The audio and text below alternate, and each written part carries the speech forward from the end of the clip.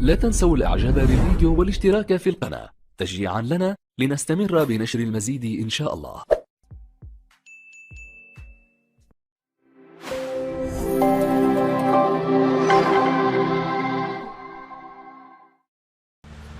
وصول صاحبة السمو الملكي الأميرة لاله حسناء إلى قصر البديع، حيث وجدت سموها في استقبالها سعادة الشيخ المياسة بن حمد آل ثاني والسيدة ثانية فارس نائبة رئيس تظاهرة فاشن ثراست إريبيا. هذا الفضاء الذي اختير لاحتضان تظاهرة فاشن ثراست إريبيا المنظمة ضمن فعاليات السنة الثقافية المغرب قطر. صاحبة السمو الملكي الأميرة لاله حسناء وسعادة الشيخ المياسة بن حمد الخليفة استعرضتا تشكيلة من القوات المساعدة التي أدت لهم التحية ليتقدم للسلام على سمو الأميرة الجليلة لاله حسناء وصاحبة السعادة الشيخ المياسة كل من وزيرة السياحة والصناعة التقليدية والاقتصاد الاجتماعي والتضامني ووزير الشباب والثقافة والاتصال وسفير دولة قطر المعتمد بالمملكة المغربية، كما